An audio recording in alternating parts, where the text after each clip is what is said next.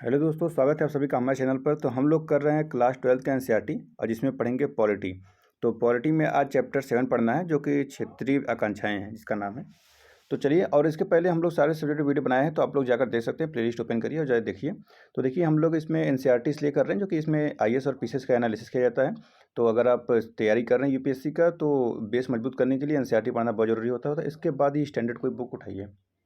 और अगर आप क्लास 12 के विद्यार्थी हैं, तो आपको पढ़ना तो जरूरी है ही। तो चलिए हम लोग शुरू करते हैं। क्षेत्र और राष्ट्र क्या होता है, जानते हैं। 1980 के दशक को स्वायत्तता की मांग के दशक के रूप में भी देखा जा सकता है। इस दौर में देश के कई हिस्सों से स्वायत्तता की मांग उठी और इसे संवैधानिक हदों को भी पार किया। इन आंदोलनों में शामिल लोगों ने अपनी मांग के पक्ष में हथियार उठाए। सरकार ने उनको दबाने के लिए जवाबी कार्रवाई की और इस क्रम में राजनीतिक तथा चुनावी प्रक्रिया अवरुद्ध हुई। आश्चर्य नहीं कि स्वायत्तता की मांग को लेकर चले अधिकतर संघर्ष लंबे समय तक जारी रहे और इन संघर्षों पर विराम लगाने के लिए केंद्र सरकार को सुलह की बातचीत का रास्ता अख्तियार करना पड़ा अथवा स्वायत्तता के आंदोलन की अगुवाई कर रहे समूहों से समझौते करने पड़े। बातचीत की एक लंबी प्रक्रिया के बाद ही दोनों पक्षों के बीच समझौता हो सका। बातचीत का लक्ष्य यह रखा गया कि विवाद के मुद्दों को संविधान के दायरे में रहकर निपटा लिया जाए। बहरहाल, समझौते तक पहुंचने की यह यात्रा बड़ी दुर्गम रही और इसमें जब तब हिंसा के स्वर उभरे। तो आगे आता है भारत सरकार का नज़रिया क्या है। राष्ट्र निर्माण की प्रक्रिया और भारत के संविधान के बारे में पढ़ते हुए विविधता के एक बुनियादी सिद्धांत की चर्चा हमारी नज़रों से बार बार गुजरी है। भारत में विभिन्न क्षेत्र और भाषाई समूहों को अपनी संस्कृति बनाए रखने का अधिकार होगा। हमने एकता की भावधारा से बंधे एक ऐसे सामाजिक जीवन के निर्माण का निर्णय लिया था जिसमें इस समाज को आकार देने वाली तमाम संस्कृतियों की विशिष्टता बनी रहे। भारतीय राष्ट्रवाद ने एकता और विविधता के बीच संतुलन साधने की कोशिश की है। राष्ट्र का मतलब यह नहीं कि क्षेत्र को नकार दिया जाए। इस अर्थ में भारत का नज़रिया यूरोप के कई देशों से अलग रहा, जहां सांस्कृतिक विभिन्नता को राष्ट्र की एकता के लिए खतरे के रूप में देखा गया। भारत ने विविधता के सवाल पर लोकतांत्रिक दृष्टिकोण अपनाया। लोकतंत्र में क्षेत्रीय आकांक्षाओं की राजनीतिक अभिव्यक्ति की अनुमति है और लोकतंत्र क्षेत्रीयता को राष्ट्र विरोधी नहीं मानता। इसके अतिरिक्त लोकतांत्रिक राजनीति में इस बात के पूरे अवसर होते हैं कि विभिन्न दल और समूह क्षेत्रीय पहचान, आकांक्षा अथवा किसी खास क्षेत्रीय समस्या को आधार बनाकर लोगों की भावनाओं की नुमाइंदगी करें। इस तरह लोकतांत्रिक राजनीति की प्रक्रिया में क्षेत्रीय आकांक्षाएं और बलवती होती है। साथ ही लोकतांत्रिक राजनीति का एक अर्थ यह भी है कि क्षेत्रीय मुद्दों और समस्याओं पर नीति निर्माण की प्रक्रिया में समुचित ध्यान दिया जाएगा और उन्हें इसमें भागीदारी दी जाएगी। आगे आता है तनाव के दायरे। आपने पहले अध्याय में पढ़ा था कि आज़ादी के तुरंत बाद हमारे देश को विभाजन, विस्थापन, देशी रियासतों के विलय और राज्यों के पुनर्गठन जैसे कठिन मसलों से जूझना पड़ा। देश और विदेश के अनेक पर्यवेक्षकों का अनुमान था कि भारत एकीकृत राष्ट्र के रूप में ज़्यादा दिनों तक टिक नहीं पाएगा। आज़ादी के तुरंत बाद जम्मू कश्मीर का मसला सामने आया। यह सिर्फ भारत और पाकिस्तान के बीच संघर्ष का मामला नहीं था। कश्मीर घाटी के लोगों की राजनीतिक आकांक्षाओं का सवाल भी इससे जुड़ा हुआ था। ठीक है, इसी तरह पूर्वोत्तर के कुछ भागों में भारत का अंग होने के मसले पर सहमति नहीं थी। पहले नागालैंड में और फिर मिजोरम में भारत से अलग होने की मांग करते हुए जोरदार आंदोलन चले। दक्षिण भारत में भी द्रविड़ आंदोलन से जुड़े कुछ समूहों ने एक समय अलग राष्ट्र की बात उठाई थी। अलगाव के इन आंदोलनों के अतिरिक्त देश में भाषा के आधार पर राज्यों के गठन की मांग करते हुए जन आंदोलन चले। मौजूदा आंध्र प्रदेश, कर्नाटक, महाराष्ट्र, गुजरात ऐसे आंदोलनों वाले राज्य हैं। दक्षिण भारत के कुछ हिस्सों, खासकर तमिलनाडु में हिंदी को राजभाषा बनाने के खिलाफ विरोध आंदोलन चला। 1950 के दशक के उत्तरार्ध से पंजाबी भाषी लोगों ने अपने लिए एक अलग राज्य बनाने की आवाज़ उठानी शुरू कर दी। उनकी मांग आखिरकार मान ली गई और 1966 में पंजाब और हरियाणा नाम से राज्य बनाए गए। बाद में छत्तीसगढ़, उत्तराखंड और झारखंड का गठन हुआ। जैसे कि छत्तीसगढ़ आपका बिहार से, छत्तीसगढ़ मध्य प्रदेश से, उत्तराखंड उत्तर प्रदेश से और झारखंड बिहार से निकला था। कहा जा सकता है कि विविधता की चुनौती से निपटने के लिए देश की अंदरूनी सीमा रेखाओं का पुनर्निर्धारण किया गया। बहरहाल, इन प्रयासों का मतलब यह नहीं था कि हर परेशानी का हमेशा के लिए हल निकल गया आया। कश्मीर और नागालैंड जैसे कुछ क्षेत्रों में चुनौतियां इतनी विकट और जटिल थी कि राष्ट्र निर्माण के पहले दौर में इनका समाधान नहीं किया जा सका। इसके अतिरिक्त पंजाब, असम, मिजोरम में नई चुनौतियां उभरी। आइए हम इन पर तनिक विस्तार से बात करें और इसके साथ साथ राष्ट्र निर्माण के क्रम में पेश आई कुछ पुरानी कठिनाइयों उदाहरणों को याद करने की कोशिश करें। तो ऐसे मामलों में मिली सफलता या विफलता सिर्फ अतीत के अध्ययन के लिए एक जरूरी प्रस्थान बिंदु नहीं, बल्कि भारत के भविष्य को समझने के लिए भी एक जरूरी सबक है। तो अब आगे आता है जम्मू एवं कश्मीर। तो आपने गत वर्ष पढ़ा है, जम्मू और कश्मीर के अनुच्छेद 370 के अंतर्गत विशेष दर्जा दिया गया था। परंतु इसके बावजूद भी जम्मू और कश्मीर को हिंसा, सीमा पार का आतंकवाद और राजनीतिक अस्थिरता झेलनी पड़ी और इसके आंतरिक तथा बाहरी प्रभाव भी सामने आए। इसके परिणाम स्वरूप कई लोग भी मारे गए, जिनमें निर्दोष नागरिक, सुरक्षाकर्मी और उग्रवादी शामिल थे। इसके अलावा कश्मीर घाटी से बड़े पैमाने पर कश्मीरी पंडितों का पलायन भी हुआ। जम्मू और कश्मीर 3 सामाजिक और राजनीतिक क्षेत्रों जम्मू कश्मीर और लद्दाख से बना हुआ है। जम्मू क्षेत्र में छोटी पहाड़ियाँ और मैदानी भाग है। इसमें मुख्य रूप से हिंदू रहते हैं, मुसलमान, सिख और अन्य मतों के लोग भी रहते हैं। कश्मीर क्षेत्र में मुख्य रूप से कश्मीर घाटी है। यहाँ रहने वाले अधिकांश कश्मीरी मुसलमान हैं और शेष हिंदू, सिख और बौद्ध तथा अन्य हैं।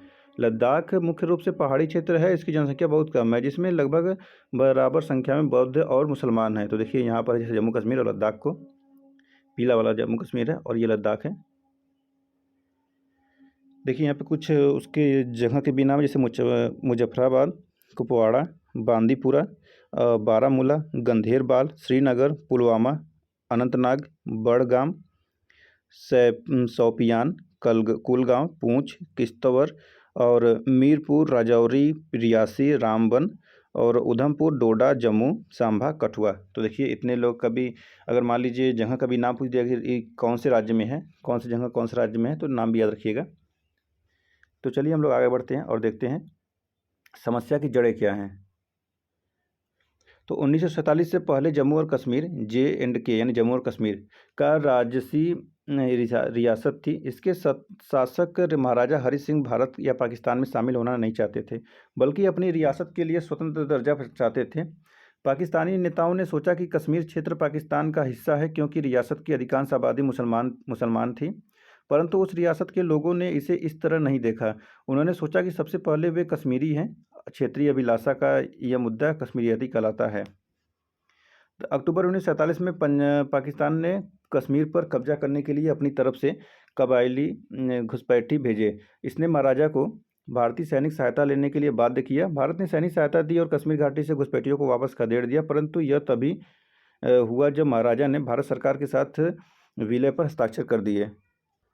परंतु चूंकि पाकिस्तान ने राज्य के एक बड़े हिस्से पर नियंत्रण जारी रखा, इसलिए मामलों को संयुक्त राष्ट्र संघ में ले जाया गया, जिसने दिनांक 21 अप्रैल 1948 के अपने प्रस्ताव में मामलों को निपटाने के लिए एक 3 चरणों वाली प्रक्रिया की अनुशंसा की। पहला, पाकिस्तान को अपने वे सारे नागरिक वापस बुलाने थे जो कश्मीर में घुस गए थे। दूसरा, भारत को धीरे धीरे अपनी फौज कम करनी थी ताकि कानून व्यवस्था बनी रहे। तीसरा, एक स्वतंत्र और निष्पक्ष तरीके से जनमत संग्रह कराया जाना था। परंतु इस प्रस्ताव के अंतर्गत कोई प्रगति न हो सकी। इसी बीच मार्च 1948 में शेख अब्दुल्ला जम्मू और कश्मीर के प्रधानमंत्री बन गए, जबकि भारत अनुच्छेद 370 के अंतर्गत उसे अस्थायी स्वायत्तता देने के लिए सहमत हो गया। उस समय राज्य में सरकार का मुखिया प्रधानमंत्री कहलाता था। आगे आता है बाहरी और आंतरिक झगड़े। तो तब से जम्मू और कश्मीर की राजनीतिक बाहरी और आंतरिक दोनों कारणों से विवादास्पद और द्वंद्वपूर्ण बनी रही। बाहर से पाकिस्तान ने सदा दावा किया कि जम्मू कश्मीर घाटी पाकिस्तान का हिस्सा होना चाहिए, जैसा हमने ऊपर जाना। पाकिस्तान ने 1947 में राज्य में कबायली हमला करवाया, जिसके परिणाम स्वरूप राज्य का एक हिस्सा पाकिस्तानी नियंत्रण में आ गया। भारत दावा करता है कि इस क्षेत्र पर गैरकानूनी कब्जा किया गया है। पाकिस्तान इस क्षेत्र को आज़ाद कश्मीर कहता है। 1947 से कश्मीर का मामला भारत और पाकिस्तान के बीच द्वंद्व का प्रमुख मुद्दा बना रहा। आंतरिक रूप से भारतीय संघ में कश्मीर के दर्जे के बारे में विवाद है। आपने गत वर्ष भारत का संविधान सिद्धांत और व्यवहार में अनुच्छेदों 370 और 371 के अंतर्गत विशेष प्रावधान के बारे में पढ़ा है। इस विशेष दर्जे ने 2 विपरीत प्रक्रियाओं को जन्म दिया। जम्मू और कश्मीर के बाहर लोगों का एक वर्ग है जो विश्वास करता था कि अनुच्छेद 370 द्वारा प्रदत्त राज्य का विशेष दर्जा राज्य को भारत से पूर्ण रूप से एकीकृत नहीं होने देता है। आगे आता है दूसरे वर्ग का अधिकांश कश्मीरियों का मानना है कि अनुच्छेद 370 द्वारा प्रदत्त स्वायत्तता पर्याप्त नहीं है। उनकी कम से कम 3 मुख्य शिकायतें थीं। पहली यह कि कबायली हमले से उत्पन्न परिस्थिति के सामान्य होने पर विलय मामला राज्य के लोगों को विचार करने के लिए देने का वादा अभी तक पूरा नहीं हुआ है। इससे जनमत संग्रह की मांग उठी। और दूसरे यह अनुभव किया जा रहा था कि अनुच्छेद 370 द्वारा दिया गया विशेष संघीय दर्जा व्यावहारिक रूप से कम कर दिया गया है। तो 1948 से राजनीति क्या है। प्रधानमंत्री बनने के बाद शेख अब्दुल्ला ने भूमि सुधार और अन्य नीतियां शुरू की जिनसे सामान्य जन को लाभ पहुंचा, परंतु कश्मीर के दर्जे पर उनकी स्थिति के विषय में उनके और केंद्र सरकार के बीच मतभेद बढ़ता गया। उन्हें 1953 में पदच्युत कर दिया गया, मतलब पद से हटा दिया गया, नहीं पद से उनको पद पर लाया गया और कई वर्षों तक कैद रखा गया, मतलब हटा दिया गया वहाँ से और उनको कैद में रखा गया। उनके बाद आए नेतृत्व को उतना लोकप्रिय समर्थन नहीं मिला और वह राज्य में शासन नहीं चला पाए, जिसका मुख्य कारण केंद्र का समर्थन करना था। विभिन्न चुनावों में अनाचार और हेरफेर संबंधी गंभीर आरोप थे। 1953 और 1974 के बीच की अवधि में कांग्रेस पार्टी ने राज्य की नीतियों पर प्रभाव डाला। नेशनल कॉन्फ्रेंस यानी शेख अब्दुल्ला रहीद का एक बगड़ा कांग्रेस के सक्रिय समर्थन के साथ कुछ समय तक सत्ता में रहा, परंतु बाद में कांग्रेस में मिल गया। तो इस प्रकार इसमें नियंत्रण हुआ था इनका।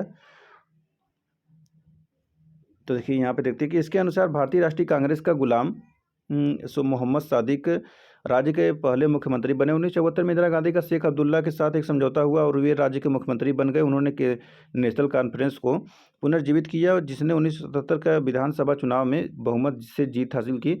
शेख अब्दुल्ला का 1982 में निधन हो गया और नेशनल कॉन्फ्रेंस का नेतृत्व उनके पुत्र फारूक अब्दुल्ला के पास चला गया जो मुख्यमंत्री बने, परंतु जल्द ही उन्हें राज्यपाल द्वारा पदच्युत कर दिया गया और नेशनल कॉन्फ्रेंस से अलग हुआ एक गुट एक अल्प अवधि के लिए सत्ता में आया। केंद्र सरकार के हस्तक्षेप से फारूक अब्दुल्ला की सरकार को पदच्युत करने पर कश्मीर में नाराजगी की भावना पैदा हुई। इंदिरा गांधी और शेख अब्दुल्ला में हुए समझौते के बाद कश्मीरियों में लोकतांत्रिक प्रक्रियाओं के प्रति जो विश्वास उत्पन्न हुआ था उसे धक्का लगा।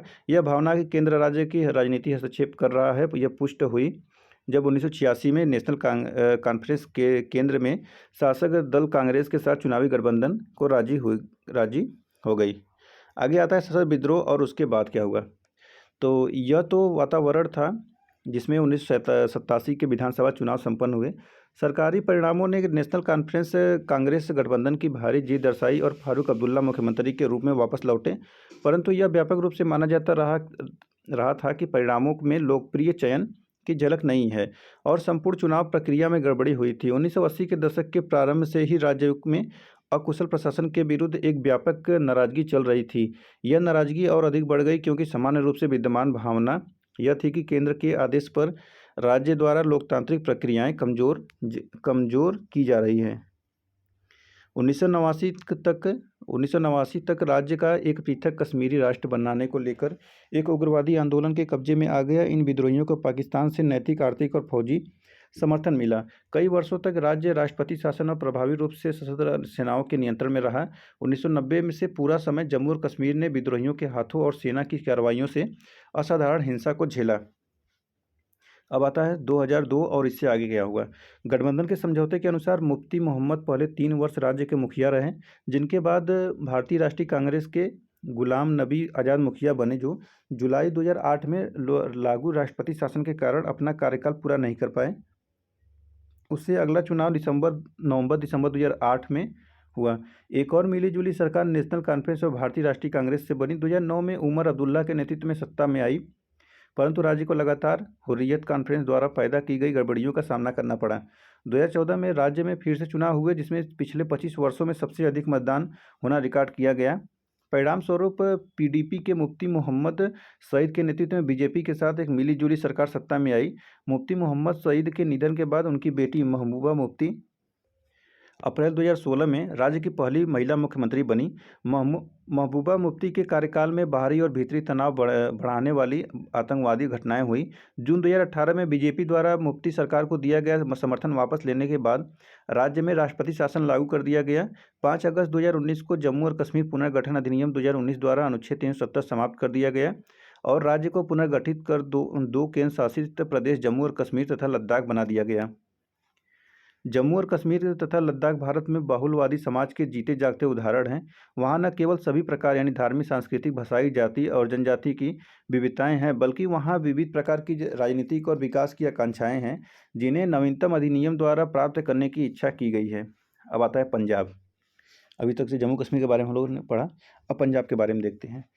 पंजाब क्या है, तो 1980 के दशक में पंजाब में भी बड़े बदलाव आए। इस प्रांत की सामाजिक बनावट विभाजन के समय पहली बार बदली थी।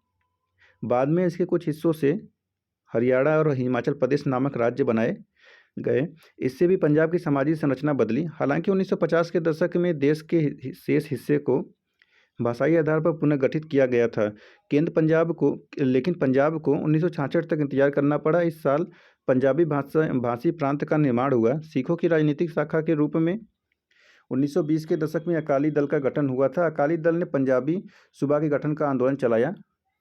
पंजाबी भाषी सूबे में सिख बहुसंख्यक हो गए।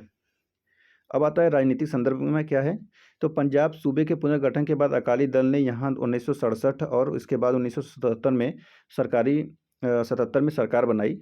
दोनों ही मौके पर गठबंधन सरकार बनी। अकालियों के आगे यह बात स्पष्ट हो चुकी थी कि सूबे के नए सीमांकन के बावजूद उनकी राजनीतिक स्थिति डावाडोल है। पहली बात तो यही है कि उनकी सरकार को केंद्र ने कार्यकाल पूरा करने से पहले बर्खास्त कर दिया था। दूसरे, अकाली दल को पंजाब के हिंदुओं के बीच कुछ खास समर्थन हासिल नहीं था। तीसरे, सिख समुदाय भी दूसरे धार्मिक समुदायों की तरह जाति और वर्ग के धरातल पर बटा हुआ था। कांग्रेस को दलितों के बीच, चाहे वे सिख हो या हिंदू, अकालियों से कहीं ज़्यादा समर्थन प्राप्त था। इन्हीं परिस्थितियों के मद्देनज़र 1970 के दशक में अकालियों के एक तबके ने पंजाब के लिए स्वायत्तता की मांग उठाई। 1973 में आनंदपुर साहिब में हुए एक सम्मेलन में इस आशय का प्रस्ताव पारित हुआ। आनंदपुर साहिब प्रस्ताव में क्षेत्रीय स्वायत्तता की बात उठाई गई थी। प्रस्ताव की मांगों में केंद्र राज्य संबंधों को पुनर्भाषित करने की बात भी शामिल थी। इस प्रस्ताव में सिख कौम, नेशन या समुदाय की आकांक्षाओं पर जोर देते हुए सिखों के बोलबाला, प्रभुत्व या वर्चस्व का ऐलान किया गया। यह प्रस्ताव संघवाद को मजबूत करने की अपील करता है, लेकिन इसे एक अलग सिख राष्ट्र की मांग के रूप में भी पढ़ा जा सकता है। हिंसा का चक्र। जल्दी आंदोलन का नेतृत्व नरमपंथी अकालियों के हाथ से निकलकर चरमपंथी तत्वों के हाथ में चला गया और आंदोलन ने सशस्त्र विद्रोह का रूप ले लिया। उग्रवादियों ने अमृतसर स्थित सिखों के तीर्थ स्वर्ण मंदिर में अपना मुख्यालय बनाया और स्वर्ण मंदिर एक हथियारबंद किले में तब्दील हो गया। 1984 के जून माह में भारत सरकार ने ऑपरेशन ब्लू स्टार चलाया। यह स्वर्ण मंदिर में की गई सैन्य कार्रवाई का कूट नाम था। इस सैन्य अभियान में सरकार ने उग्रवादियों को तो सफलतापूर्वक मार भगाया, लेकिन सैन्य कार्रवाई से ऐतिहासिक स्वर्ण मंदिर को क्षति भी पहुंची। इससे सिखों की भावनाओं को गहरी चोट लगी। भारत और भारत से बाहर बसे अधिकतर सिखों ने सैन्य अभियान को अपने धर्म विश्वास पर हमला माना। इन बातों से उग्रवादी और चरमपंथी समूहों को और बल मिला। कुछ और त्रासद घटनाओं ने पंजाब की समस्या को एक जटिल रास्ते पर ला खड़ा किया।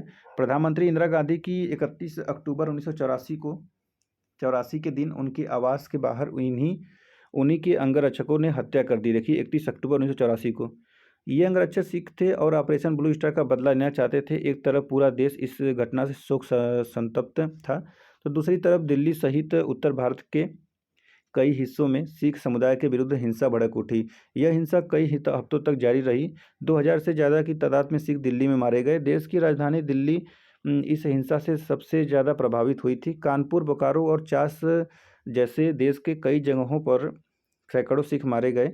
कई सिख परिवारों में कोई भी पुरुष न बचा। इन परिवारों को गहरा भावनात्मक आघात हुआ और आर्थिक हानि उठानी पड़ी।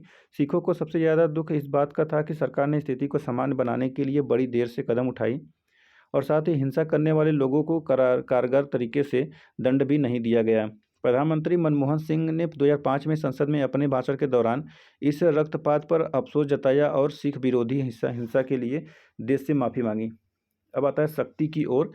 तो 1984 के चुनाव के बाद सत्ता में आने पर नए प्रधानमंत्री राजीव गांधी ने नरमपंथी अकाली नेताओं से बातचीत की शुरुआत की। अकाली दल के तत्काल अध्यक्ष हरचंद सिंह लोंगोवाला के साथ 1985 के जुलाई में एक समझौता हुआ।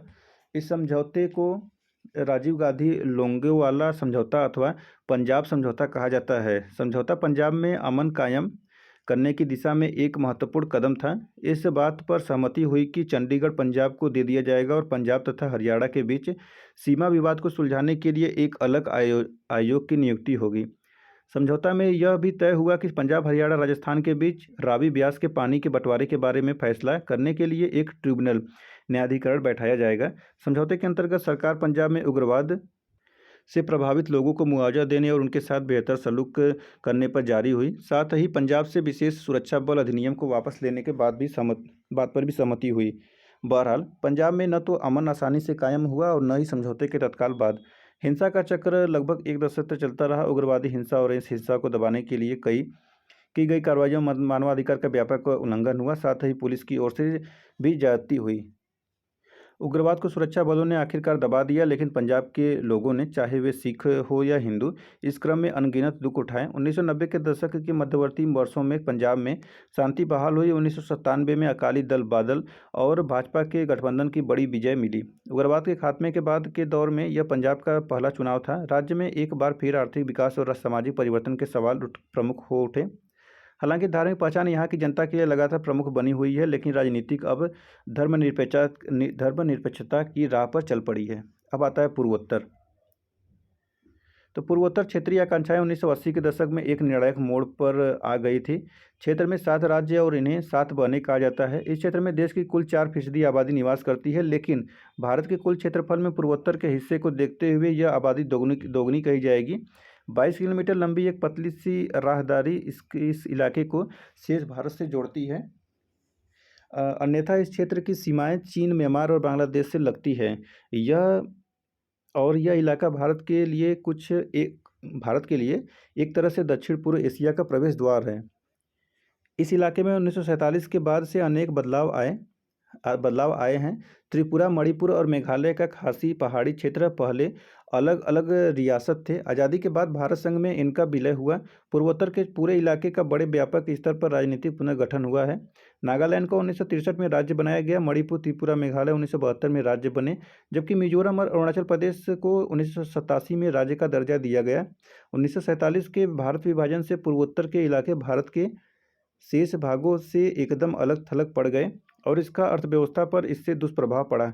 भारत के शेष भागों से अलग थलग पड़ जाने के कारण इस इलाके में विकास पर ध्यान नहीं दिया जा सका। यहाँ की राजनीतिक भी अपने ही दायरे में सीमित रही। इसके साथ साथ पड़ोसी राज्यों और देशों से आने वाले शरणार्थियों के कारण इलाके की जनसंख्या संरचना में बदलाव आया। पूर्वोत्तर का अलग थलग पड़ जाना इस इलाके के जटिल सामाजिक संरचना और देश के अन्य हिस्से मुकाबले इस इलाके में आर्थिक रूप से पिछड़ा होना जैसी कई बातों के एक साथ मिलकर जटिल स्थिति पैदा की। अब आगे आता है स्वायत्तता की मांग। तो आज़ादी के वक्त मणिपुर और त्रिपुरा को छोड़ दे तो यह पूरा इलाका असम कहलाता था। गैर असमी लोगों को जब लगा कि असम की सरकार उन पर असमी भाषा थोप रही है तो इस इलाके से राजनीतिक स्वायत्तता की मांग उठी। पूरे राज्य में असमी भाषा को लादने के खिलाफ विरोध प्रदर्शन और दंगे हुए। बड़े जनजाति समुदाय के नेता असम से अलग होना चाहते थे। इन लोगों ने ईस्टर्न इंडिया ट्राइबल यूनियन का गठन किया, जो 1960 में कहीं ज़्यादा व्यापक ऑल पार्टी हिल्स कॉन्फ्रेंस में तब्दील हो गया। इन नेताओं की मांग थी कि असम से अलग एक जनजातीय राज्य बनाया जाए। आखिरकार एक जनजातीय राज्य की जगह असम को काटकर कई जनजातीय राज्य बने। केंद्र सरकार ने अलग थलग वक्त पर असम को बांटकर मेघालय, मिजोरम और अरुणाचल प्रदेश बनाया। त्रिपुरा और मणिपुर को भी राज्य का दर्जा दिया गया।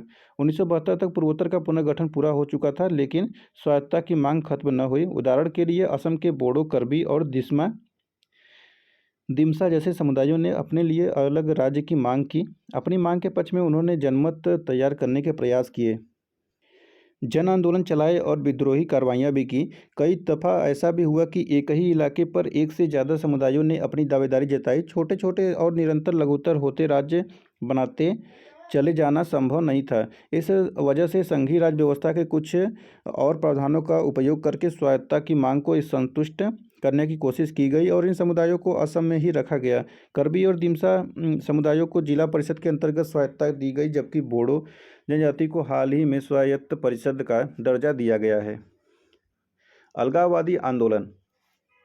स्वायत्तता की मांगों से निपटना आसान था, क्योंकि संविधान में विभिन्नताओं का समाहार संघ में करने के लिए प्रावधान पहले से मौजूद थे, लेकिन जब कुछ समूहों ने अलग देश बनाने की मांग की और वह भी किसी क्षणिक आवेश में नहीं बल्कि सिद्धांतगत तैयारी के साथ, तो इस मांग से निपटना मुश्किल हो गया। देश के नेतृत्व को पूर्वोत्तर के दो राज्यों में अलगाववादी मांग का लंबे समय तक सामना करना पड़ा। इन दो मामलों की आपसी तुलना हमें लोकतांत्रिक राजनीति के कुछ सबक सिखाती है। आज़ादी के बाद मिजो पर्वतीय क्षेत्र को असम के भीतर एक ही स्वायत्त जिला बना दिया गया। कुछ मिजो लोगों का मानना था कि वे कभी भी ब्रिटिश इंडिया के अंग नहीं रहे, इसलिए भारत संघ से उनका कोई नाता नहीं। 1959 में मिजो पर्वतीय इलाके में भारी अकाल पड़ा। असम की सरकार इस अकाल में समुचित प्रबंध करने में नाकाम रही। 1979 में ऑल असम स्टूडेंट यूनियन यानी आसू ने विदेशियों के विरोध में एक आंदोलन चलाया। आसू एक छात्र संगठन था और इसका जुड़ाव किसी भी राजनीतिक दल से नहीं था। आसू का आंदोलन अवैध अप्रवासी बंगाली और अन्य लोगों के दबदबे तथा मतदाता सूची में लाखों अप्रवासियों के नाम दर्ज कर लेने के खिलाफ था। आंदोलन की मांग थी कि 1951 के बाद जितने भी लोग असम में आकर बसे हैं उन्हें असम से बाहर भेजा जाए। इस आंदोलन ने कई नए तरीकों को आजमाया और असमी जनता के हर तबके का समर्थन हासिल किया। 6 साल की सतत अस्थिरता के बाद राजीव गांधी के नेतृत्व वाली सरकार ने आसू के नेताओं से बातचीत शुरू की। इसके परिणामस्वरूप 1985 में समझौता हुआ। समझौते के अंतर्गत तय किया गया कि जो लोग बांग्लादेश युद्ध के दौरान अथवा उसके बाद सालों में असम आए हैं उनकी पहचान की जाए और उन्हें वापस भेजा जाएगा। असम समझौते से शांति कायम हुई और प्रदेश की राजनीति का चेहरा भी बदला, लेकिन अप्रवास की समस्या का समाधान नहीं हो पाया। बाहरी का मसला अब भी असम और पूर्वोत्तर के अन्य राज्यों की राजनीति में एक जीवंत मसला है। यह समस्या त्रिपुरा में ज़्यादा गंभीर है क्योंकि यहाँ के मूल निवासी खुद अपने ही प्रदेश में अल्पसंख्यक बन गए हैं। मिजोरम और अरुणाचल प्रदेश लोगों के में भी इस भय के कारण चकमा शरणार्थियों को लेकर गुस्सा है। तो देखिए इस प्रकार ये चैप्टर समाप्त हुआ है। कुछ क्वेश्चन भी यहाँ पर है जिसको निम्नलिखित में मेल करें। और बाद यहाँ पे दिया गया है सामाजिक धार्मिक पहचान के आधार पर राज्य का निर्माण। देखिए यहाँ पर अगर आप लोग इसको करना चाहें तो कर लीजिएगा। बहुत अच्छे क्वेश्चन है, इसको सॉल्व करना बहुत अच्छा है, तो करिएगा इसको। हम लोग देखते हैं जो क्वेश्चन छोड़े हुए हैं, कुछ चित्र वगैरह जो भी कॉमिक्स का है उसको देख लेते हैं। जैसे देखिए यहाँ पे जम्मू कश्मीर का दिखाया गया था, जम्मू कश्मीर का क्षेत्र दिखाया गया था। यहाँ पे द्रविड़ आंदोलन क्या था, तो ईबी रामास्वामी नायकर के बारे में यहाँ पे दिया है 1879 से 1973 का। पेरियार के नाम से प्रसिद्ध उनिस्वरवाद के प्रबल समर्थक, जाति विरोधी आंदोलन एवं द्रविड़ अस्मिता के उद्भावक, राजनीतिक जीवन की शुरुआत कांग्रेस कार्यकर्ता के रूप में हुआ था। देखिए इसको पढ़िएगा, ठीक है। हम लोग यहाँ पे द्रविड़ आंदोलन देखते हैं। उत्तर हर दिन बढ़ता जाए, दक्षिण दिन दिन घटता जाए। यह द्रविड़ आंदोलन के एक बेहद लोकप्रिय नारे का हिंदी रूपांतरण है। यह आंदोलन भारत के क्षेत्रीय आंदोलन में सबसे ताकतवर आंदोलन था। भारतीय राजनीति में यह आंदोलन क्षेत्रवादी भावनाओं के सर्वप्रथम और सबसे प्रबल अभिव्यक्ति था। हालांकि आंदोलन के नेतृत्व वर्ग के एक हिस्से की आकांक्षा एक स्वतंत्र द्रविड़ राष्ट्र बनाने की थी, पर आंदोलन ने कभी सशस्त्र संघर्ष की राह नहीं अपनाई। नेतृत्व ने अपनी मांग आगे बढ़ाने के लिए सार्वजनिक बहसों और चुनावी मंच का ही इस्तेमाल किया। द्रविड़ आंदोलन की बागडोर तमिल समाज सुधारक ईबी रामास्वामी नायकर पेरियार के हाथों में थी। इस आंदोलन से एक राजनीतिक संगठन द्रविड़ कसगम का सूत्रपात हुआ। यह संगठन ब्राह्मणों के वर्चस्व के विरोध करता था तथा उत्तरी भारत के राजनीतिक, आर्थिक और सांस्कृतिक प्रभुत्व को नकारते हुए क्षेत्रीय गौरव की प्रतिष्ठा पर जोर देता था। प्रारंभ में द्रविड़ आंदोलन समग्र दक्षिण भारतीय संदर्भ में अपनी बात रखता था, लेकिन अन्य दक्षिणी राज्यों में समर्थन न मिलने के कारण यह आंदोलन धीरे धीरे तमिलनाडु तक ही सिमट कर रह गया। बाद में द्रविड़ कसगम दो धड़ों में बट गया और आंदोलन की समूची राजनीतिक विरासत द्रविड़ मुनेत्र कसगम के पाले में केंद्रित हो गई। 1953-54 के दौरान डीएमके के 3 सूत्रीय आंदोलन के साथ राजनीति में कदम रखा। आंदोलन की 3 मांगें थी। पहली, कल्लाकुड़ी नामक रेलवे स्टेशन का नया नाम डालमियापुरम निरस्त किया जाए और स्टेशन का मूल नाम बहाल किया जाए। संगठन की यह मांग उत्तर भारतीय आर्थिक प्रतीकों के प्रति उसके विरोध को प्रकट करती थी। दूसरी मांग इस बात को लेकर थी कि स्कूली पाठ्यक्रम में तमिल संस्कृति के इतिहास को ज़्यादा महत्व दिया जाए। संगठन की तीसरी मांग राज्य सरकार के शिल्पकर्म शिक्षा कार्यक्रम को लेकर थी। संगठन के अनुसार यह नीति समाज में ब्राह्मणवादी दृष्टिकोण को बढ़ावा देती थी। डीएमके हिंदी को राजभाषा का दर्जा देने के भी खिलाफ थी। 1965 के हिंदी विरोधी आंदोलन की सफलता ने डीएमके को जनता के बीच और भी लोकप्रिय बना दिए। राजनीतिक आंदोलनों के एक लंबे सिलसिले के बाद डीएमके को 1967 के विधानसभा चुनाव में बड़ी सफलता हाथ लगी। तब से लेकर आज तक तमिलनाडु की राजनीति में द्रविड़ दलों का वर्चस्व कायम है। डीएमके के संस्थापक सी अन्नादुरै के मृत्यु के बाद दल में दो फाड़ हो गया। इसमें एक दल मूल नाम यानी डीएमके को लेकर आगे चला, जबकि दूसरा दल खुद को ऑल इंडिया अन्ना द्रमुक कहने लगा। यह दल स्वयं को द्रविड़ विरासत का असली हकदार बताता था। तमिलनाडु की राजनीति में ये दल 4 दशकों से दबदबा बनाए हुए हैं और इनमें से एक दल 1996 से केंद्र सत्तारूढ़ गठबंधन का हिस्सा रहा है। 1990 के दशक में डीएमके यानी मरुमलर्ची द्रविड़ मुनेत्र कसगम, पीएमके यानी पट्टाली मक्कल कच्ची और डीएमके यानी देसिया मूरपोक्कू द्रविड़ कसगम जैसे कई अन्य दल अस्तित्व में आए। तमिलनाडु की राजनीति में इन सभी दलों ने क्षेत्रीय गौरव के मुद्दे को किसी न किसी रूप में जिंदा रखा है। एक समय क्षेत्रीय राजनीति को भारतीय राष्ट्र के लिए खतरा माना जाता था, लेकिन तमिलनाडु की राजनीति क्षेत्रवाद और राष्ट्र के बीच सहकारिता की भावना का अच्छा उदाहरण पेश करती है। देखिए उस समय न्यूज़पेपर वगैरह कैसे यहाँ पे दिखाया गया था, कश्मीर एसेट टू इंडिया। तो चलिए इसी तरह हम लोग ये चैप्टर समाप्त करते हैं और हम लोग नेक्स्ट चैप्टर में मिलेंगे अब चैप्टर 8 में। तो बने रहिए हमारे साथ ऐसे ही, और वीडियो अच्छा लगा तो वीडियो को लाइक और चैनल को सब्सक्राइब करिएगा। तो हम लोग फिर मिलते हैं नेक्स्ट वीडियो में। धन्यवाद।